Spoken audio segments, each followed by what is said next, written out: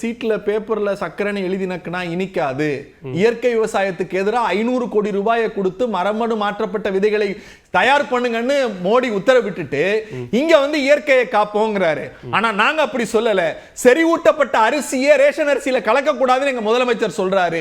நீங்கள் மரபணு மாற்றப்பட்ட விதைகள் இங்க வேண்டாம், இயல்பாக இருக்கக்கூடிய விதைகளை கண்டுபிடிங்கன்னு மரியாதைக்குரிய திராவிட மாடல் முதலமைச்சர் வேளாண் விவசாய நலத்துறை அமைச்சர் MRK பன்னீர்செல்வம் அவர்கள் தலைமையில ஓராண்டுக்கு 320 கோடி இயற்கை விவசாயத்தை பாதுகாக்கிறதுக்கு ஒரு அரசாங்கம் கொடுக்குது சார். ஒரு குழுவை அமைத்து ஆராய்ச்சி மாணவர்களை ஈடுபடுத்தி அதன் மூலம் இயற்கை விவசாயத்தை பாதுகாருங்கள் அப்படின்னு சொல்றது இந்த அரசாங்கம். இவ்வளவு பேசுறீங்கல்ல, 17% 22% ஈரப்பதத்தை அதிகரிங்கன்னு தஞ்சாவூர்ல இருந்து தொடங்கி எல்லா வரையிலும் நாங்க போராடுறோம் சார்.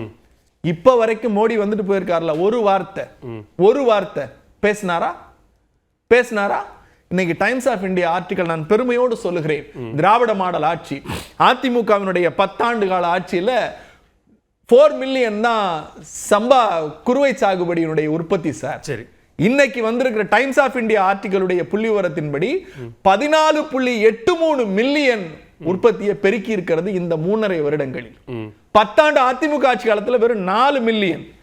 திமுகவினுடைய திராவிட மாடல் ஆட்சி, முத்துவேல் கருணாநிதி ஸ்டாலின் அவர்கள் ஆட்சியில சம்பா குறுவை சாகுபடி என்பது 14.83 மில்லியனாக உயர்ந்திருக்கிறது. அதாவது அவர்களை விட 4 மடங்கு நாங்கள் உயர்த்தி இருக்கிறோம்.